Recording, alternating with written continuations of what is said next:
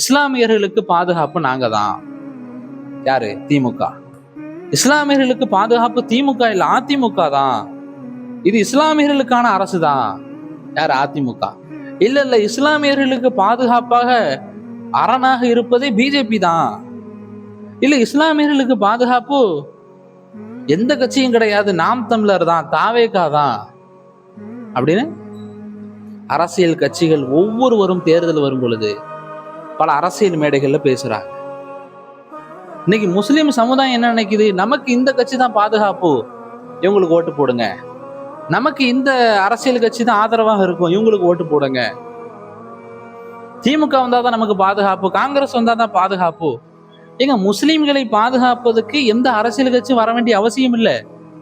முஸ்லிம்களாகிய நம்மளை பாதுகாப்பதற்கு எந்த ஆட்சியாளனும் வர வேண்டிய அவசியம் இல்லை. நம்மளை பாதுகாப்பது நம்முடைய ஈமான். என்னங்க? நம்மளை படைத்த அல்லாஹ். நம்மளை படைத்த அல்லாஹ். பாசிசம் வந்துடும், பாயாசம் வந்துடும், பிஜேபி வந்துடும். பிஜேபி வந்தா முஸ்லிம்களுக்கு ஆபத்து. எவ்வளவு பெரிய கொம்பனம் வந்தாலும் சரி, முஸ்லிம்களை பாதுகாப்பது, இந்த இஸ்லாத்தை பாதுகாப்பது அல்லாஹ். அல்லாஹ். திமுகவோ அதிமுகவோ காங்கிரஸோ தாவேகாவோ நாம் தமிழர் கட்சியோ கிடையாது, மற்ற கட்சிகளோ கிடையாது. அரசியல் கட்சிகள் முஸ்லிம்களை வைத்து பிழைப்பு நடத்துகிறது. இதான் உண்மை. இதுதான் உண்மை. இப்ப நமக்கு பாதுகாப்பு யார்? அல்லாஹ் குர்ஆன்ல சொல்லும் பொழுது ஃபல்லாஹு கைருன் ஹாஃபிலன், அல்லாஹ்வே நமக்கு சிறந்த பாதுகாவலர். குர்ஆன் சொல்லுது. அரசியல் கட்சிகள் நமக்கு பாதுகாப்பு கிடையாது. திமுக தான் பாதுகாப்பு. அரசியல் கட்சிகள் பாதுகாப்பு கிடையாது. எல்லா கட்சிகளும் திருடர்கள், எல்லாம் ஒண்ணுதான். அதையும் நம்ம புரிஞ்சுக்கணும். அல்லாஹு தஆலா தன்னுடைய திருமறையில் சொல்லும் பொழுது அல்லாஹு வலியுல்லதீன ஆமனு, ஈமான் கொண்டவர்கள் முஸ்லிம்களுக்கு அல்லாஹ் தான் பாதுகாவலன். இது நம்முடைய ஈமான். நம்மளே என்ன செய்யக்கூடாது?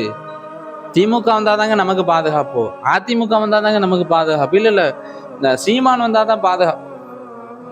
எந்த அரசியல் கட்சி வந்தாலும் சரி, பிஜேபியே வந்தாலும் சரி, நம்மை பாதுகாப்பது அல்லாஹ், அரசியல் கட்சிகள் கிடையாது என்ற ஈமானை நாம் புதுப்பித்துக் கொள்ள வேண்டும். மக்களுடைய அடிப்படை தேவைகள், எளிய மக்களுக்கான ஆட்சி இருக்குதானே? இல்லை, இல்ல, கிடையாது.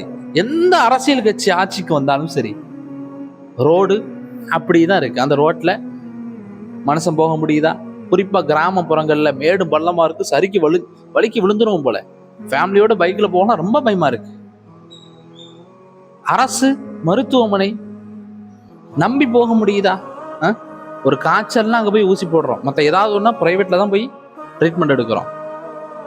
கடனை உடனே வாங்கியாவது பிரைவேட்டுக்கு போறோம். ஏன்னா அரசு மருத்துவமனையின் மீது நம்பிக்கை இல்லை, அது சிறப்பா செயல்படல. ஒண்ணும் இல்லைங்க, பள்ளிக்கூடம், இந்த பள்ளிக்கூடத்துல தரமான கல்வி இருக்குதா?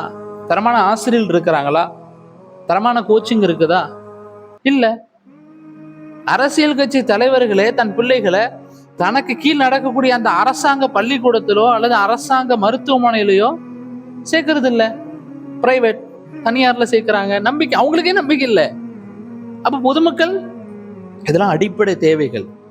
ஏங்க, ஒண்ணு இல்ல, ரேஷன் கடையில் தரமான பொருட்கள் இருக்குதா?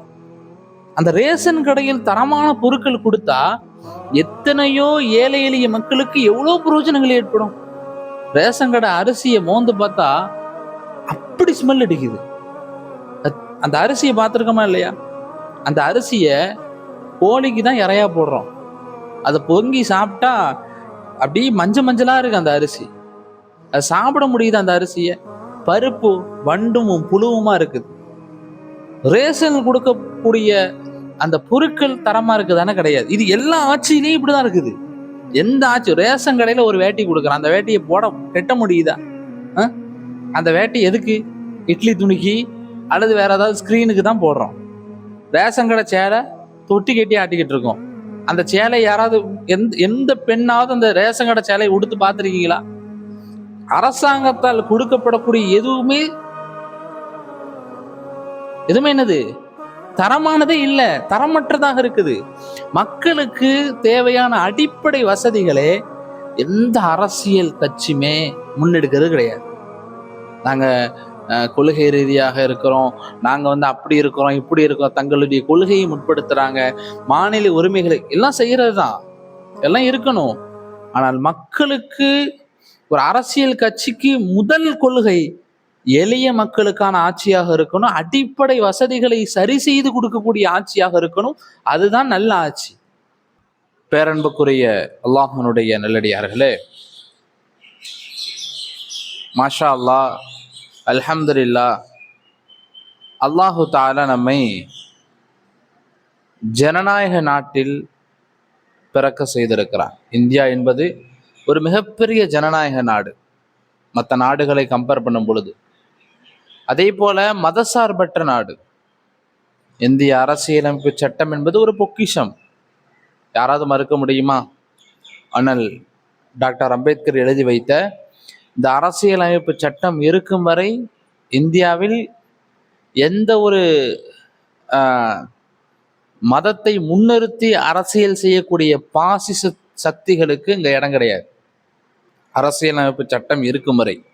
இன்னைக்கு அந்த அரசியலமைப்பு சட்டத்தையே மாற்றணும், அதை திருத்தணும், அல்லது வேணாம் மனு தர்மத்தை கொண்டு வரணும் இப்படின்ற மாதிரி முன்னெடுப்புகள்லாம் இன்னைக்கு நடக்கிறது பார்க்கிறோம். ஒருவேளை அரசியலமைப்பு சட்டத்தை தூக்கிவிட்டு வேற ஒரு சட்டத்தை கொண்டு வந்தாலோ, அல்லது அந்த அரசியலமைப்பு சட்டத்தில் திருத்தங்களை செய்தாலோ, அல்லாஹ் பாதுகாக்கணும், இந்திய முஸ்லிம்கள்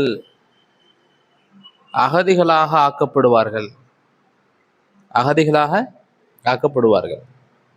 காரணம், ஆட்சியாளர்களுடைய நம்மை மத்தியிலும் மாநிலத்திலும் யார் ஆளுகிறார்கள் என்பதை பொறுத்து தான் முஸ்லிம்கள் மட்டுமல்ல அந்த நாட்டில் வசிக்கக்கூடிய வாழக்கூடிய மக்களுடைய பாதுகாப்பு மற்ற எல்லா விஷயங்களும் அடங்கும். இஸ்லாம் சொல்லுகிறது, ஒரு ஆட்சியாளருக்கு, ஒரு தலைவருக்கு 10 பண்புகள் அவசியம். இந்த 10 பண்புகள் எந்த தலைவருக்கு, எந்த ஆட்சியாளர்களுக்கு இருக்குதோ அவர்களுக்கு நாம் ஆதரவு கொடுப்பது மார்க்கம் அனுமதிக்குது. ஒரு 10 பண்புகள். இந்த 10 பண்புகளும் ஒரு ஆட்சியாளர்களுக்கு கண்டிப்பா என்ன செய்யணும், இருக்கணும். அதுல முதலாவது என்ன தெரியுமா? நீதியாக நடந்துக்கணும். நீதம் என்பது ஒரு ஆட்சியாளருக்கு இருக்கக்கூடிய மிக முக்கியமான ஒரு பண்பு.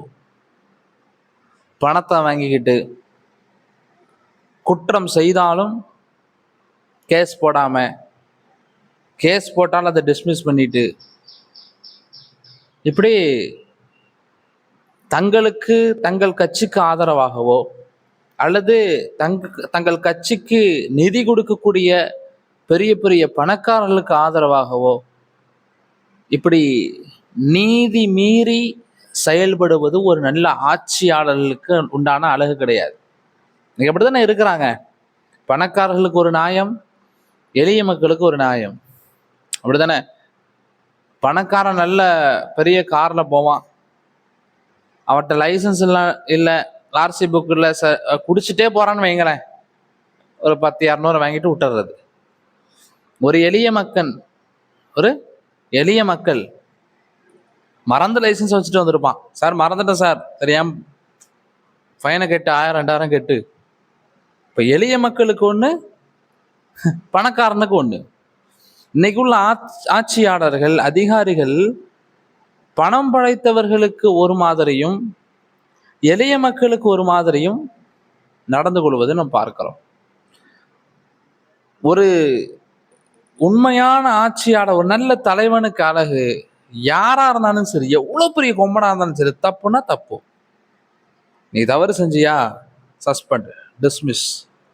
எவ்வளவு பெரிய பணக்காரனா இருந்தாலும், எவ்வளவு பெரிய தொழிலதிபரா இருந்தாலும் சரி, தவறு சரியா, உன்னுடைய தொழிற்சாலைக்கு சீல்னா சீல் தான். இப்படி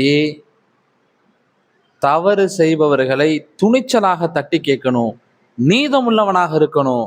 அதே நேரத்தில் சமநீதி, அடித்தட்ட மக்களுக்கும் உயர்ந்த பண வசதி படைத்த தொழில் பெருச்சாளிகளுக்கும் ஒரே நீதி. ஒரே நீதி. இவனுக்கு ஒண்ணுன்னா அவனுக்கு ஒண்ணு கிடையாது. இவனுக்கு எதுவோ அதுதான் அவனுக்கும். இவனுக்கு என்ன தண்டனையோ என்ன ஃபைனோ அதுதான் அவனுக்கும். இப்படி நீதமுள்ளவனாக ஒரு ஆட்சியாளன் இருக்க வேண்டும். இது முதலாவது பண்பு. ரெண்டாவது, பொறுப்புணர்வு இருக்கணும். ஆட்சியில் இருப்பவர்களுக்கு பொறுப்புணர்வு இருக்கணும். தனக்கு கீழுள்ள நாட்டு மக்களுக்கு என்ன நடந்தாலும் அதற்கு பொறுப்பு ஏற்றுக்கொள்வராக இருக்கணும். அதுதான் காரணம், இதுதான் காரணம், தான் பொறுப்பேற்றுக் கொள்கிறேன் என்று அந்த பொறுப்புணர்வு ஒரு ஆட்சியாளனுக்கு, ஒரு தலைவனுக்கு நிச்சயமாக இருக்கணும். நிச்சயமாக இருக்கணும்.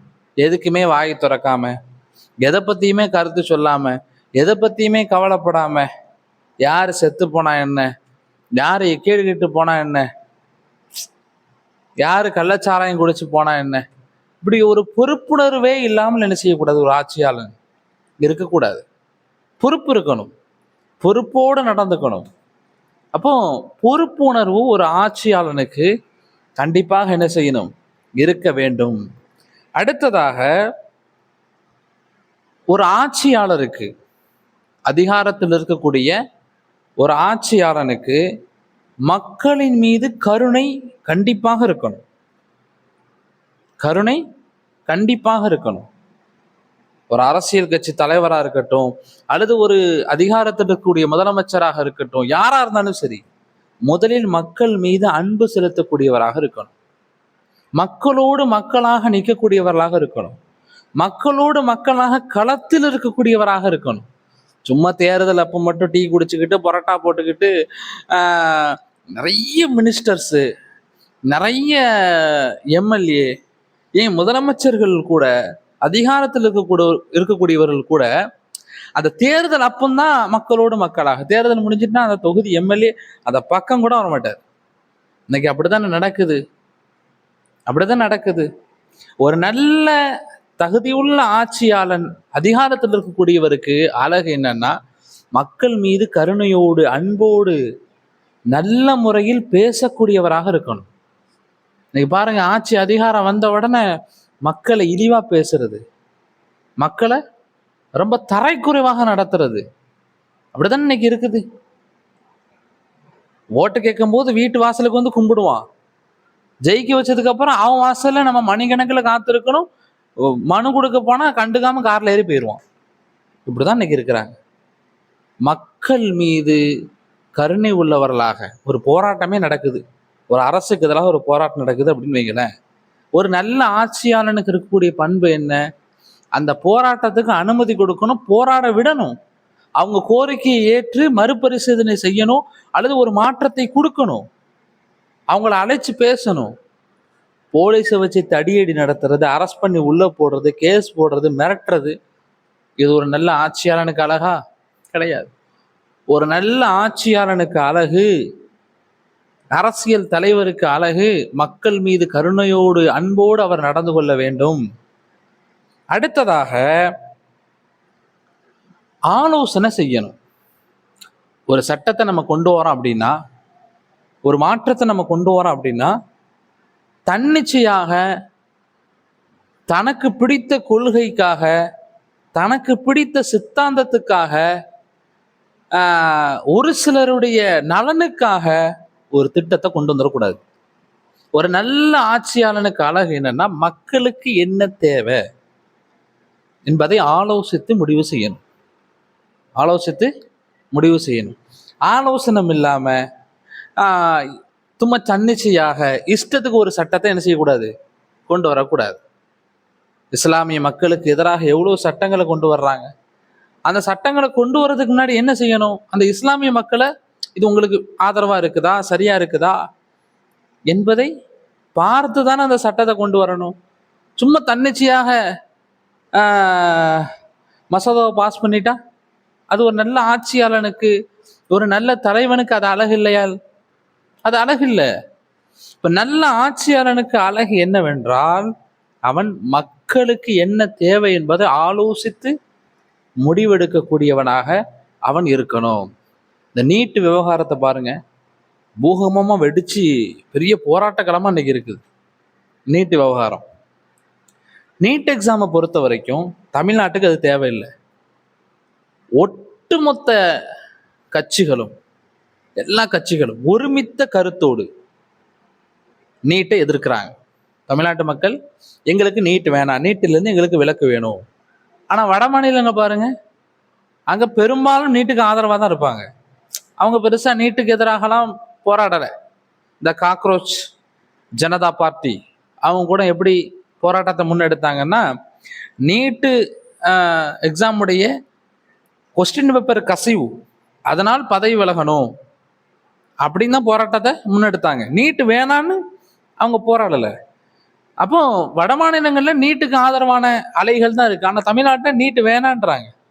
அப்போ ஒரு நல்ல ஆட்சியாளனுக்கு அழகு என்ன, ஒரு நல்ல பிரதமருக்கு அழகு என்ன, அந்த நாட்டு மக்களுக்கு என்ன தேவை என்பதை தெரிந்து முடிவெடுக்கணும். ஒரு கல்யாண வீடுன்னு வைங்களேன், அந்த கல்யாண வீட்டில் பெரும்பாலும் பிரியாணி போடுறோம் அப்படின்னா பெரும்பாலும் பிரியாணி தான் சாப்பிடுவாங்க வர்றவங்க.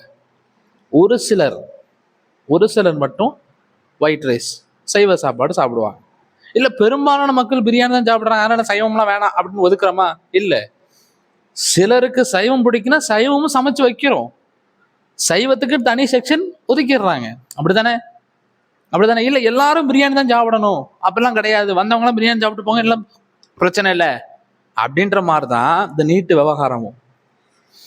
வட மாநிலத்துல நீட்டுக்கு ஆதரவாக எல்லாரும் பெரும்பாலும் இருக்கிறாங்கன்னா, தமிழ்நாட்டில் நீட்டு விலக்கு வேணும் தமிழ்நாடு கேட்குது. ஒட்டுமொத்த மக்களும் ஒட்டுமொத்த கட்சிகளும் நீட்டுக்கு எதிராக போராடுகிறது, நீட்டுக்கு எதிராக சட்டமன்றத்தில் தீர்மானம் நிறைவேற்றுகிறது, நீட்டு வேணான்னு சொல்லுது. அப்ப என்ன செய்யணும்? தமிழ்நாட்டு மக்களுக்கு அது பிடிக்கல, அது வேணான்றாங்க, சரி அவங்களுக்கு விலக்கு அடிக்கணும், நீட்டு வேணாம், அவங்களுக்கு மட்டும் நீட்டு வேணாம் அப்படின்னு சொல்றது தானே ஒரு ஜனநாயகம். அப்படித்தானே? இல்லை நீங்க எல்லாரும் பிரியாணி தான் சாப்பிடணும் அப்படின்ற மாதிரி இருக்காத. ஒரு நல்ல ஆட்சியாளனுக்கு என்ன அழகுன்னா, ஆலோசித்து மக்களுக்கு எது தேவை, ஒரு சில மக்கள் அதை விரும்பல அப்படின்னா அதுல இருந்து பின்வாங்கிடணும், விடாப்பிடியாக இருக்கக்கூடாது. அது ஒரு நல்ல தலைமைக்கு, நல்ல ஆட்சியாளனுக்கு உண்டான பண்பு கிடையாது. அடுத்ததாக, ஒரு நல்ல ஆட்சியாளனுக்கு என்ன அழகுன்னா உண்மை இருக்கணும். ஒரு நல்ல ஆட்சியாளர், ஒரு நல்ல அரசியல் கட்சி தலைவருக்கு உண்மை இருக்கணும், நேர்மை இருக்கணும். இன்னைக்கு பாருங்க, ஓட்டு கேட்கும் பொழுது வாக்குறுதிகள் அள்ளி வீசுவாங்க. மாசம் 2500 ரூபாய், அது போல 6 சிலிண்டர், அப்படித்தானே? இன்னும் நீட்டு விலக்கு, நாங்கள் வந்தால் நீட்டை ஒழிப்போம், நீட்டுடைய ரகசியம் எங்களுக்கு தான் தெரியும் பேசுறாங்க. இன்னும் சொல்ல போனா, இஸ்லாமிய சிறைவாசிகளை விடுதலை செய்வோம் அப்படின்னு சொல்லி இஸ்லாமியருடைய ஓட்டை அறுவடை செய்தார்கள். அது எந்த கட்சியா இருந்தாலும் சரி. எல்லா கட்சியும் என்ன சொல்லுது? இஸ்லாமிய சிறைவாசிகளை விடுதலை செய்வோம். தேர்தல் அப்பெல்லாம் ஒட்டுமொத்த தமிழ்நாட்டில் உள்ள எல்லா கட்சிகளும் இதை ஒரு கோரிக்கையாக வைத்து காலம் காலமாக நம் சமுதாய மக்களை ஏமாத்துவதே இந்த அரசியல் சாக்கடை கட்சிகளுக்கு வேலையா போச்சு. இதை நம்மளும் நம்பிக்கிட்டு இருக்கிறோம்.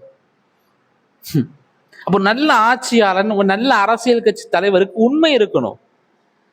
சொல்வதை தான் செய்யணும், சொல்வதை தான் செய்வதை தான் சொல்லணும். சொல்றது ஒண்ணு, செய்யறது ஒண்ணு என்ன செய்யக்கூடாது, இருக்கக்கூடாது. உண்மை தன்மை ஒரு அரசியல் கட்சி தலைவருக்கு, ஒரு ஆட்சியாளனுக்கு நிச்சயமாக இருக்க வேண்டும். அடுத்ததாக, ஒரு நல்ல ஆட்சியாளருக்கு பணிவு இருக்கணும். ஆட்சிக்கு வந்த உடனே, அதிகாரத்துக்கு வந்த உடனே ஒரு திமிரு, ஒரு கெத்து அப்படி வந்துடக்கூடாது. இன்னைக்கு பெரும்பாலான ஆட்சியாளர்களை பாருங்க, ஓட்டு கேட்கும் பொழுது அந்த தேர்தல் நேரத்துல வீடு புகுந்து சாப்பிடுறது நியூஸ் வந்துடும். ஒரு கஷ்டப்பட்ட வீட்டில் சாதாரண மனிதரோடு மனிதராக உட்கார்ந்து இவர் சாப்பிட்டார், இவர் டீ ஆத்தினார், இவர் புரோட்டா போட்டார், இவர் பால் குடித்தார், இவர் தயிர் குடித்தார், இவர் மோர் குடித்தார், நியூஸ் ஃபிளாஷ் நியூஸா போடுவாங்க. அதை பிரேக்கிங்கா வரும். அது அந்த நேரத்துல மக்களோட மக்களாக ஒரு பணிவாக சொல்றதெல்லாம் அந்த தேர்தல் நேரத்துல மக்கள் வந்து இவங்களை கேள்வி கேட்கும் பொழுது அது கோரிக்கை வைக்கும் போது எல்லாம் செய்யறோம், நாங்க வந்தா மாற்றத்தை பாருங்க, உங்களுக்கு எல்லாம் பண்ணி கொடுக்குறோம். ஆனா ஆட்சிக்கு வந்ததுக்கு பிறகு தனக்கு ஓட்டு போட்ட மக்களிடத்தில் எப்படி இன்றைக்கு உள்ள எம்எல்ஏக்கள், அமைச்சர்கள், முதலமைச்சர்கள் நடந்து கொள்கிறார்கள், அது எந்த கட்சியா இருந்தாலும் சரி, எப்படி நடந்து கொள்றாங்க? மக்களை மதிக்கிறாங்களா? மக்களுடைய மனுவையாவது மதிக்கிறாங்களா? நம்ம நினைச்சுக்கிட்டு இருக்கோம் மனுக்களை கொடுக்குறோம், அந்த மனுக்கள்லாம் எல்லாம் பரிசீலனை ஒன்றும் கிடையாது, அதெல்லாம் எங்க போகுதுன்னே தெரியல. மக்கள் கொடுத்த மனுக்களை எல்லாம் சரியான முறையில பரிசீலனை பண்ணியிருந்தா இன்னைக்கு தமிழ்நாடு பெரிய லெவலில் உயர்ந்திருக்குமே. ஒவ்வொருத்தரும் எத்தனை பேர் மனு கொடுக்குறோம், ஒவ்வொருத்தருடைய கோரிக்கையை நிறைவேற்றினா இன்னைக்கு தமிழ்நாடு எப்படி இருக்கும், இந்தியா எப்படி இருக்கும்? அப்ப அந்த மனுக்களை எல்லாம் அவங்க பாக்குறாங்களா இல்லையானே தெரியாது. அப்படித்தானே? சினிமாலாம் காமிக்கிற மாதிரி தூக்கி எங்கேயும் போட்டுறாங்க போல. அப்ப நல்ல ஒரு ஆட்சியாளனுக்கு அழகு என்னவென்றால் அவனிடத்தில் பணிவு இருக்கணும், மக்களிடத்தில் பணிவாக நடந்துக்கணும். ஏன்னா உன்னை தேர்ந்தெடுத்து ஆட்சியில உட்கார வச்சது மக்கள், அவங்க இல்லைன்னா நீ இல்லை. அப்படித்தானே? ஆட்சிக்கு வந்தவொடனே அதே மக்கள்கிட்ட திமிரையும் அதிகாரத்தையும் காமிச்சேன்னா தூக்கி போடுறதுக்கு ரொம்ப நேரம் ஆகாது. அப்படி தூக்கி போட்ட கட்சிகளும் நம்ம நிதர்சனமா பார்க்க தான் செய்யறோம். அடுத்ததாக ஒரு நல்ல ஆட்சியாளனுக்கு சகிப்புத்தன்மையும் பொறுமையும் இருக்கணும். ஒரு நல்ல ஆட்சியாளனுக்கு இருக்கக்கூடிய பண்பு சகிப்புத்தன்மை, பொறுமை. தனக்கு எதிராக பல போராட்டங்கள், தனக்கு எதிராக பல விமர்சனங்கள், அவதூறுகள் என்ன செய்யும்? வரும். ஒரு ஆட்சியில ஒரு முதலமைச்சரோ ஒரு எம்எல்ஏவோ ஒரு அமைச்சரோ இருக்கும்போது சில உண்மைகளும் வரும், சில அவதூறுகளும் வரும், சில விமர்சனங்களும் வரும். இப்படி பலவாறு பல இடங்கள்ல இருந்து கல்லறிவார்கள். அந்த நேரத்தில் பொறுமை என்பது, சகிப்புத்தன்மை என்பது ஒரு ஆட்சியாளனுக்கு, ஒரு தலைமை பண்பில் இருக்கக்கூடியவனுக்கு நிச்சயமாக இருக்க வேண்டும். இல்லை சகிச்சுக்க முடியாது, அரெஸ்ட் பண்ணுங்க, தூக்கி உள்ள போடுங்க, கேஸ போடுங்க, அப்படி பண்ணு, இது ஒரு நல்ல ஆட்சியாளனுக்கு உண்டான பண்பு கிடையாது. தன் மீது வரக்கூடிய விமர்சனங்களை இது சரி, இது தப்பா, உண்மையா இருக்கும் பட்சத்தில் மாத்திக்கணும். இதான் ஒரு நல்ல ஆட்சியாளனுக்கு அழகு. என்னை எதுவுமே சொல்லக்கூடாது, என்னை விமர்சிக்க கூடாது, என்னை பத்தி பேசவே கூடாது, அரெஸ்ட் பண்ணுங்க, கைது பண்ணுங்க, அப்படி இருக்கக்கூடாது. அது ஒரு நல்ல ஆட்சியாளர்களுக்கு உண்டான பண்புகள் கிடையாது. பொறுமையும் சகிப்புத்தன்மையும், தனக்கு எதிராக நடத்தக்கூடிய அவதூறுகள், விமர்சனங்கள், குறைகள், இது எல்லாத்தையும் கேட்டுக்கொண்டு, அவதூறுகளுக்கு பதில் கொடுக்க தேவையில்லை, ஆனால் குறைகள் வரும் பட்சத்தில் அதை திருத்திக் கொள்வதற்கு முயற்சி செய்கிறானே, அவன் தான் நல்ல தலைவன், அவன் தான் நல்ல ஆட்சியாளன் என்பதை நாம் புரிஞ்சுக்கணும். அடுத்ததாக முக்கியமான விஷயம், லஞ்சம் ஊழலற்ற ஒரு ஆட்சியை எந்த தலைவன் கொடுக்கிறானோ அதுதான் சிறந்த ஆட்சி, அதுதான் சிறந்த ஆட்சி. லஞ்சம், எந்த இடத்திலும் கரப்ஷன் இருக்கக்கூடாது. கரப்ஷன் இல்லாத, ஊழல் லஞ்சமற்ற ஆட்சியை யார் கொடுக்கிறாரோ அவன்தான் சிறந்த ஆட்சியாளர். இன்னைக்கு பாருங்க எவ்வளவு ஊழல்கள் நடைபெறுது. மக்கள் வரி பணத்தை எப்படி இல்லாமோ கொள்ளடிச்சு பெரிய ஆளாகிறாங்க. தன்னுடைய கட்சிக்கும் தன்னுடைய குடும்பத்துக்கும் தன்னுடைய வருமானத்தையும் இன்னைக்கு அரசியல் கட்சி தலைவர்கள், எம்எல்ஏ, முதலமைச்சர், அமைச்சர்கள் இன்னைக்கு பெருக்கி கொள்வதை பார்க்குறோமா இல்லையா? ஒரு ரோடு போடுறதுக்கு ஒரு டெண்டர், அந்த டெண்டர்ல எப்படின்னா இவ்வளவுதான் பட்ஜெட்னா அந்த பட்ஜெட்டுக்கு அதிகமாகவே கணக்காமிக்கிறது, வர்றதை நம்ம எடுத்துக்கிறது. ஆட்சியாளர்கள், எம்எல்ஏக்கள் முதல் கொண்டு கீழே வேலை செய்யக்கூடிய அதிகாரிகள் வரை இன்னைக்கு லஞ்சம் ஊழலில் ஊறி போய் இருக்கக்கூடிய அரசாங்கம். லஞ்சமற்ற ஊழலற்ற ஆட்சியை யாரு கொடுக்கிறாரோ அவருக்கு தான் நம்ம என்ன செய்யணும்? ஓட்டும் போடணும். அந்த அரசியல் கட்சியை தான் நாம் ஆதரிக்கவும் செய்யணும். பொதுமக்களாகிய நாம். ஒரு நல்ல ஆட்சியாளனுக்கு அழகு என்னவென்றால், மக்கள் பணத்திலிருந்து ஒரு பைசா நம்ம எடுக்கக்கூடாது. மக்கள் பணத்திலிருந்து, வரி பணத்திலிருந்து நம்ம என்ன செய்யக்கூடாது? அதை நம்ம எடுக்கக்கூடாது. ஹஸரத் உமர் ரலியல்லாஹு தஆலாவுடைய ஆட்சி அப்படிதான் இருந்துச்சு. தன்னை எளிமையாக காட்டிக்கொண்டார்கள். இன்னைக்கெல்லாம் பாருங்க, ஆட்சிக்கு வந்தோடனே கார் என்ன, ஃப்ளைட் என்ன, அவன் அவன் அவனுடைய வீடு என்ன, எப்படித்தான் பணம் வருதோ. இப்ப லஞ்சம் ஊழலற்ற ஆட்சியை கொடுப்பவன் தான் சிறந்த தலைவன், சிறந்த ஆட்சியாளன். அடுத்ததாக, மக்களுக்காக வேண்டி ஆட்சி இருக்கணும். மக்களுக்காக வேண்டி ஆட்சி இருக்கணும். ஒரு நல்ல தலைவனுக்கு அழகு, ஒரு நல்ல ஆட்சியாளனுக்கு அழகு என்னவென்றால், அவனுடைய ஆட்சி எளிய மக்களுக்காக இருக்கணும். இன்னைக்கு பாருங்க, அரசியல் கட்சிகள், நாங்கள் திராவிட கொள்கை, நாங்கள் தமிழ் தேசிய கொள்கை, நாங்கள் இந்த கொள்கை அந்த கொள்கை. முதல்ல ஒரு அரசியல் கட்சிக்கு, ஒரு ஆட்சியாளனுக்கு, ஒரு தலைவனுக்கு இருக்கக்கூடிய கொள்கை என்னவாக இருக்கணும்னா, முதல் கொள்கை எளிய மக்களுக்கான அடிப்படை தேவைகளை நிறைவேற்றுவதுதான் நம்முடைய முதல் கொள்கை என்று ஒரு அரசியல் கட்சிக்கு இருக்கணும். இன்னைக்கு நடக்கிறத பார்த்தா பெரியாருக்கு சிலை, பெரியாருக்கு நூலகம், அவருக்கு மணிமண்டபம், இப்படி ஒவ்வொன்றா கொள்கை ரீதியாக முன்னேற்றங்கள், மாநில உரிமைகள் விஷயத்தில் சிறப்பாக அரசியல் கட்சிகள் செயல்படுது. ஆனால் இதெல்லாம் செயல்பட வேண்டியதுதான். மக்களுடைய அடிப்படை தேவைகள், எளிய மக்களுக்கான ஆட்சி இருக்குதானே? இல்லை, இல்லை, கிடையாது. எந்த அரசியல் கட்சி ஆட்சிக்கு வந்தாலும் சரி, ரோடு அப்படிதான் இருக்கு. அந்த ரோட்ல மனுஷன் போக முடியுதா? குறிப்பா கிராமப்புறங்கள்ல மேடு பள்ளமா இருக்கு, சரிக்கு வலிக்கு விழுந்துருவோம் போல. ஃபேமிலியோட பைக்ல போனா ரொம்ப பயமா இருக்கு. அரசு மருத்துவமனை நம்பி போக முடியுதா? ஒரு காய்ச்சல்னா அங்கே போய் ஊசி போடுறோம், மற்ற ஏதாவது ஒன்றா ப்ரைவேட்டில் தான் போய் ட்ரீட்மெண்ட் எடுக்கிறோம். கடனை உடனே வாங்கியாவது ப்ரைவேட்டுக்கு போகிறோம். ஏன்னா அரசு மருத்துவமனையின் மீது நம்பிக்கை இல்லை, அது சிறப்பாக செயல்படலை. ஒன்றும் இல்லைங்க, பள்ளிக்கூடம், இந்த பள்ளிக்கூடத்தில் தரமான கல்வி இருக்குதா? தரமான ஆசிரியர்கள் இருக்கிறாங்களா? தரமான கோச்சிங் இருக்குதா? இல்லை. அரசியல் கட்சி தலைவர்களே தன் பிள்ளைகளை தனக்கு கீழ் நடக்கக்கூடிய அந்த அரசாங்க பள்ளிக்கூடத்திலோ அல்லது அரசாங்க மருத்துவமனையிலையோ சேர்க்கறது இல்லை, பிரைவேட் தனியார்ல சேர்க்கிறாங்க. நம்பிக்கை, அவங்களுக்கே நம்பிக்கை இல்லை. அப்ப பொதுமக்கள், இதெல்லாம் அடிப்படை தேவைகள். எங்க ஒன்றும் இல்லை, ரேஷன் கடையில் தரமான பொருட்கள் இருக்குதா? அந்த ரேஷன் கடையில் தரமான பொருட்கள் கொடுத்தா எத்தனையோ ஏழை எளிய மக்களுக்கு எவ்வளோ பிரயோஜனங்கள் ஏற்படும். ரேஷன் கடை அரிசியை மோந்து பார்த்தா அப்படி ஸ்மெல் அடிக்குது. அந்த அரிசியை பார்த்துருக்கோமா இல்லையா? அந்த அரிசியை கோழிக்கு தான் இறையா போடுறோம், அதை பொங்கி சாப்பிட்டா அப்படியே மஞ்சளா இருக்கு அந்த அரிசி. அது சாப்பிட முடியுது அந்த அரிசியை? பருப்பு வண்டும் புழுவுமா இருக்குது.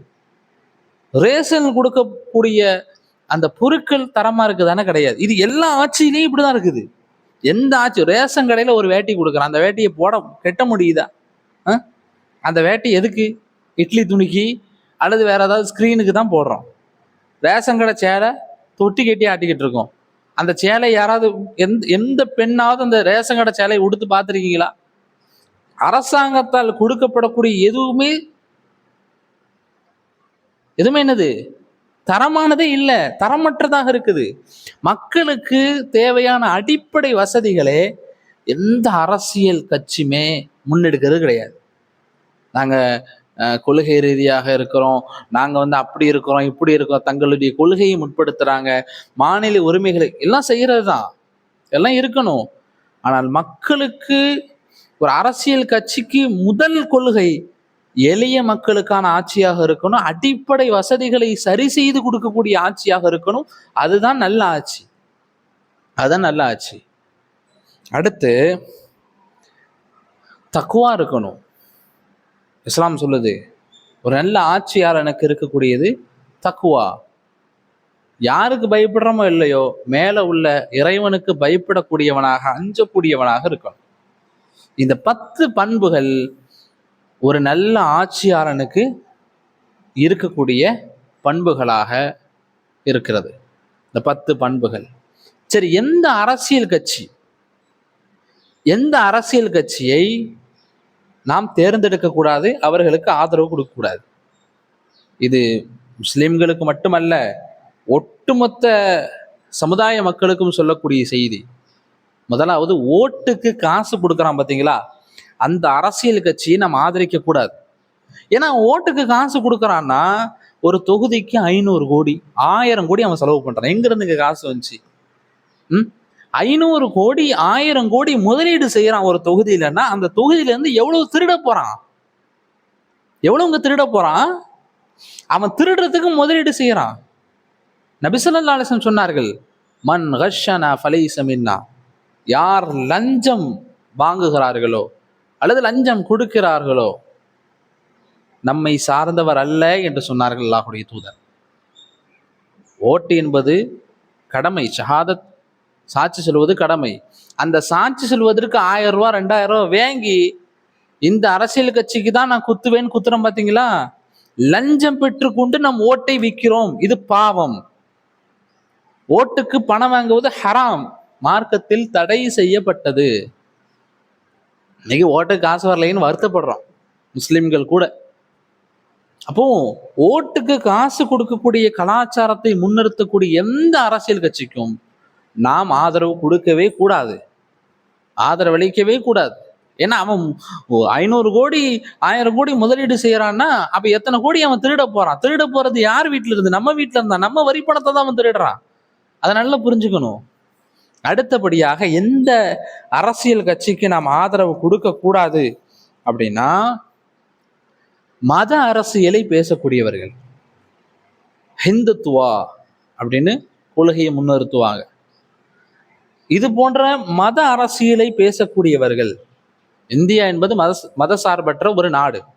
இந்த மதசார்பற்ற நாடில் ஒரு மதத்தை தான், அவங்க எழுதி வச்ச சட்டத்தை தான் ஒட்டுமொத்த மக்களும் ஃபாலோ பண்ணணும், பின்பற்றணும். இது இந்த நாடு இந்த மதத்துக்கானது தான், இது இந்த மதத்துக்கு உரித்தான நாடு அப்படின்னு பேசுற அரசியல் கட்சியை சாதியால் மதத்தால் மக்களை பிளவுபடுத்தி மதவெறியை தூண்டக்கூடிய அரசியல் கட்சியை முஸ்லிம்கள் மட்டுமல்ல எந்த மக்களுமே ஆதரிக்க கூடாது, ஆதரிக்க வேணாம். அவங்க எல்லாருமே, ஏன் நம்ம எல்லாரும் கீழே ஒற்றுமையா இருக்கிறோம்.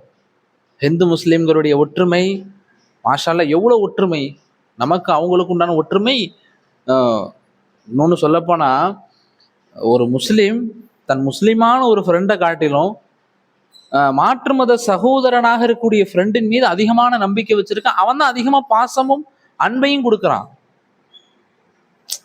அப்படி வாழ்ந்துகிட்டு இருக்கிறோம் இந்த நாட்டில்.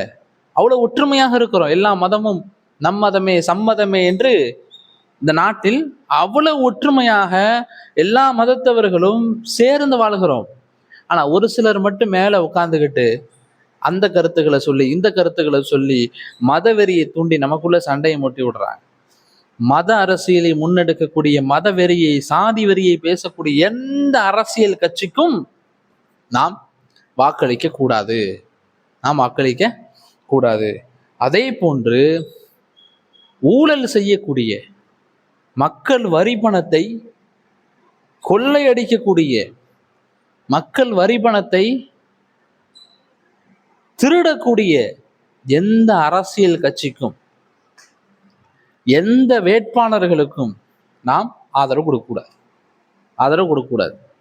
நம்ம என்ன நினைக்கிறோம், ஊழல் செஞ்சா செஞ்சுட்டு போறான், நம்ம கொஞ்சம் சேஃப்டியா தானே இருக்கிறோம், நம்ம நல்லா தானே இருக்கிறோம். அப்படி கிடையாது. ஊழல் செய்ய செய்ய, ஊழல் திருட திருட அது பாதிப்பு யாரு? பொதுமக்களுக்கே அந்த பாதிப்பு வரும். விலைவாசிலாம் ஏறதுக்கு இதுதான் காரணம். கரண்ட் பில்லை கூட்டுறான், வீட்டு வரி ஏத்துறான், இதெல்லாம் காரணம் என்ன? ஊழல் செய்து செய்து அரசு கஜானாவை காலி செஞ்சுட்டு புதிய வருமானத்தை பெருக்கிறதுக்காக வேண்டி மக்கள் மீது வரி திணிப்பை திணிப்பது. ஊழல் சக்திகள் எந்த அரசியல் கட்சியாக இருந்தாலும் அதற்கு நாம் ஆதரவு கொடுக்க கூடாது. அதே போல இன்னைக்கு பார்க்குறோம், நிறைய முஸ்லிம்கள் நம்ம என்ன நினைக்கிறோம், திமுக தான் நமக்கு பாதுகாப்பு, அதிமுக தான் நமக்கு பாதுகாப்பு, தாவேகா தான் நமக்கு பாதுகாப்பு, இல்ல காங்கிரஸ் தான் நமக்கு பாதுகாப்பு. அரசியல் கட்சிகளை என்ன சொல்லுதுன்னா, இஸ்லாமியர்களுக்கு பாதுகாப்பு நாங்க தான். யாரு? திமுக. இஸ்லாமியர்களுக்கு பாதுகாப்பு திமுக இல்ல, அதிமுக தான். இது இஸ்லாமியர்களுக்கான அரசு தான். யார்? அதிமுக. இல்ல இஸ்லாமியர்களுக்கு பாதுகாப்பாக அரணாக இருப்பதே பிஜேபி தான். இல்ல இஸ்லாமியர்களுக்கு பாதுகாப்பு எந்த கட்சியும் கிடையாது, நாம் தமிழர் தான், தாவேகா தான் அப்படின்னு அரசியல் கட்சிகள் ஒவ்வொருவரும் தேர்தல் வரும் பொழுது பல அரசியல் மேடைகள்ல பேசுறாங்க. இன்னைக்கு முஸ்லிம் சமுதாயம் என்ன நினைக்குது? நமக்கு இந்த கட்சி தான் பாதுகாப்பு, இவங்களுக்கு ஓட்டு போடுங்க. நமக்கு இந்த அரசியல் கட்சி தான் ஆதரவாக இருக்கும், இவங்களுக்கு ஓட்டு போடுங்க. திமுக வந்தாதான் நமக்கு பாதுகாப்பு, காங்கிரஸ் வந்தாதான் பாதுகாப்பு. ஏங்க, முஸ்லிம்களை பாதுகாப்பதற்கு எந்த அரசியல் கட்சியும் வர வேண்டிய அவசியம் இல்லை. முஸ்லிம்களாகிய நம்மளை பாதுகாப்பதற்கு எந்த ஆட்சியாளனும் வர வேண்டிய அவசியம் இல்லை. நம்மளை பாதுகாப்பது நம்முடைய ஈமான். என்னங்க? நம்மளை படைத்த அல்லாஹ். நம்மளை படைத்த அல்லாஹ். பாசிசம் வந்துடும், பாயாசம் வந்துடும், பிஜேபி வந்துடும்.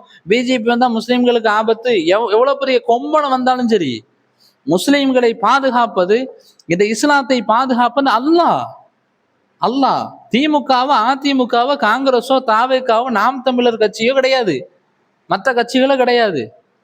அரசியல் கட்சிகள் முஸ்லிம்களை வைத்து பிழைப்பு நடத்துகிறது. இதான் உண்மை. இதுதான் உண்மை. இப்ப நமக்கு பாதுகாப்பு யார்? அல்லாஹ் குர்ஆன்ல சொல்லும் பொழுது ஃபல்லாஹு கைருன் ஹாஃபிலன், அல்லாஹ்வே நமக்கு சிறந்த பாதுகாவலர். குர்ஆன் சொல்லுது. அரசியல் கட்சிகள் நமக்கு பாதுகாப்பு கிடையாது. திமுக தான் பாதுகாப்பு. அரசியல் கட்சிகள் பாதுகாப்பு கிடையாது. எல்லா கட்சிகளும் திருடர்கள், எல்லாம் ஒண்ணுதான். அதையும் நம்ம புரிஞ்சுக்கணும். அல்லாஹு தஆலா தன்னுடைய திருமறையில் சொல்லும் பொழுது, அல்லாஹு வலியுல்லதீன ஆமனு, ஈமான் கொண்டவர்கள் முஸ்லிம்களுக்கு அல்லாஹ் தான் பாதுகாவலன். இது நம்முடைய ஈமான். நம்மளே என்ன செய்யக்கூடாது? திமுக வந்தாதாங்க நமக்கு பாதுகாப்பு, அதிமுக வந்தாதாங்க நமக்கு பாதுகாப்பு, இல்ல இந்த சீமான் வந்தாதான் பாதுகாப்பு. எந்த அரசியல் கட்சி வந்தாலும் சரி, பிஜேபியே வந்தாலும் சரி, நம்மை பாதுகாப்பது அல்லாஹ், அரசியல் கட்சிகள் கிடையாது என்ற ஈமானை நாம் புதுப்பித்துக் கொள்ள வேண்டும். இந்த அரசியல் கட்சி தலைவர்களே அதான் பேசுறாங்க, அப்படிதான் பேசுறாங்க. நமக்கு இந்த கட்சி தான் பாதுகாப்பு, அந்த கட்சி தான். எந்த கட்சியும் நமக்கு பாதுகாப்பு கொடுக்க வேண்டிய அவசியமே கிடையாது. நமக்கு அல்லாஹ் பாதுகாப்பு. அல்லாஹ் பாதுகாப்பு. ஃபிரௌன் எடுத்துக்கோங்க. அவ்வளோ பெரிய ஃபிரௌனை விடமா கொடுங்கோலர்கள் இன்னைக்கு ஆட்சி செய்யறாங்க. அவ்வளோ பெரிய ஃபிரௌன் இடத்துல பாதுகாத்தது யாரு? ஃபிரௌனையும் அவனுடைய கூட்டத்தையும் அழிச்சு பாதுகாத்தது யார்? அவர்களே அல்லாஹ். அல்லாஹ் பாதுகாத்தான். மற்ற இயக்கங்கள் தொடங்கப்பட்டு ஃபிரௌனுக்கு எதிராக போராட்டம் நடத்திய பாதுகாக்கப்பட்டார். பனி இஸ்ரவேலர்கள் பாதுகாக்கப்பட்டாங்க. அல்லாஹ் பாதுகாத்தான்.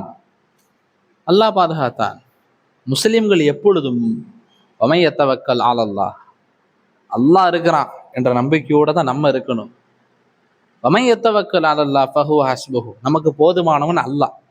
எந்த அரசியல் கட்சியை நம்பி முஸ்லிம்கள் கிடையாது.